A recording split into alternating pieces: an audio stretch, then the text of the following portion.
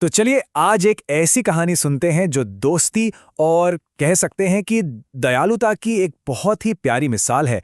ये कहानी है बन्नू खरगोश और चिंकी चिड़िया की। देखिए, ये कहानी सिर्फ दो किरदारों के बारे में नहीं है, बल्कि उन छोटे-छोटे पलों के बारे में है जो किसी भी दोस्ती को ना बहुत खास बना देते हैं। तो बस शुरू करते हैं ये खूबसूरत सफर। हमारी कहानी की शुरुआत होती है एक बहुत ही घने और शांत जंगल से। वहां एक सुबह कुछ बहुत ही खास होने वाला था। जरा सोच कर देखिए, एक हरा भरा जंगल जहां पेड़ों के बीच से सूरज की सुनहरी किरणें धीरे धीरे जमीन पर आ रही हैं। रात की जो खामोशी थी वो अब टूट रही है और एक नया उम्मीदों से भरा दिन बस शुरू ही हो रहा है। सूरज की वो हल्की हल्की धूप पत्तों पर ऐसे लग रही है जैसे नाच रही हो, और पंछियों का संगीत तो जैसे हवा में घुल ही गया है। माहौल इतना शांत और ताजगी भरा है, मानो प्रकृति खुद एक नई कहानी लिखने के लिए तैयार हो। और इसी खूबसूरत सुबह के बीच दो नन्हे दिल एक दूसरे से मिलते हैं। एक जो खुशी से भरा है और दूसरा जो उदासी के बोझ तले दबा हुआ है। तो मिलिए बन्नू से। ये सिर्फ एक प्यारा सा खरगोश नहीं है, बल्कि एक ऐसा दोस्त है जिसका दिल बहुत बड़ा है। दूसरों के चेहरे पर मुस्कान लाना, बस यही उसकी सबसे बड़ी खुशी थी। अपनी ही मस्ती में उछलते कूदते बन्नू की नजर अचानक एक पेड़ की डाल पर जाकर रुक गई। वहां एक नन्ही सी चिड़िया बैठी थी और उसकी आंखों में ना एक गहरी उदासी थी। ये थी चिंकी। एक ही पल में वहां जैसे दो अलग अलग दुनियाएं थीं। एक तरफ चिंकी, जिसका टूटा हुआ घोंसला मानो उसकी बिखरी हुई उम्मीदों जैसा था, और दूसरी तरफ था बन्नू, जिसकी आंखों में हर किसी के लिए मदद करने का जज्बा चमकता था। और फिर एक ऐसी बातचीत शुरू हुई जिसने सब कुछ बदल कर रख दिया। एक छोटा सा सवाल जिसने एक बहुत बड़े वादे को जन्म दिया। बन्नू ने अपनी आवाज में जितनी हो सके उतनी नरमी लाकर पूछा, चिंकी, तुम उदास क्यों हो?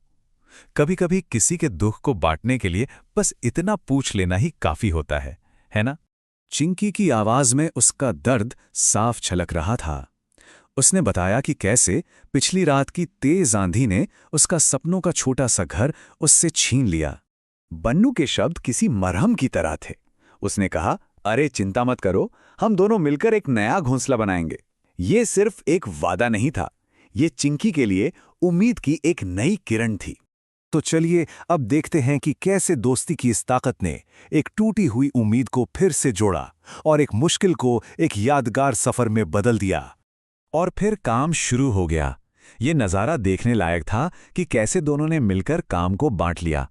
बन्नू अपनी ताकत से मजबूत तिनके लेकर आता, तो नन्ही चिंकी अपनी फुर्ती से नरम पत्ते और घास चुनकर लाती।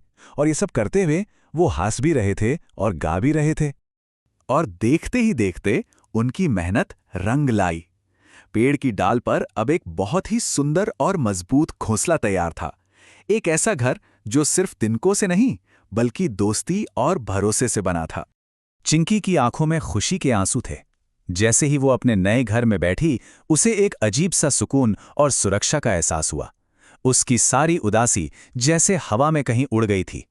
तो इस प्यारी सी कहानी के आखिर में हमें क्या मिलता है? असल में ये सिर्फ एक घोंसले की कहानी नहीं है, ये तो सच्ची खुशी के राज को खोजने की कहानी है। चिंकी की आवाज में एक शुक्रगुजारी थी जब उसने कहा, धन्यवाद बन्नू, तुम एक सच्चे दोस्त हो। और सच भी तो है। सच्चा दोस्त वही तो होता है जो हमारी खामोशी को भी समझे और मुश्किल में हमारा हाथ थाम ले। उनकी इस अच्छाई का असर सिर्फ उन दोनों पर ही नहीं हुआ। ऐसा लग रहा था मानो पूरा जंगल ही उनकी खुशी में शामिल हो गया हो। सूरज और भी ज्यादा चमकने लगा था और हवा में भी एक अलग ही मिठास थी। तो आखिर में हम यही सीखते हैं कि असली खुशी अकेले कुछ हासिल करने में नहीं है, बल्कि मिलकर कुछ बनाने में है। जब हम बिना किसी मतलब के दूसरों की मदद करते हैं ना, तो जो सुकून मिलता है ना, वो सच में अनमोल होता है। तो ये कहानी हमें एक सवाल के साथ छोड़ जाती है कि आखिर सच्ची दोस्ती का मतलब होता क्या है? क्या बन्नू और चिंकी जैसा रिश्ता आज भी मुमकिन है? इस पर सोचना तो बनता है।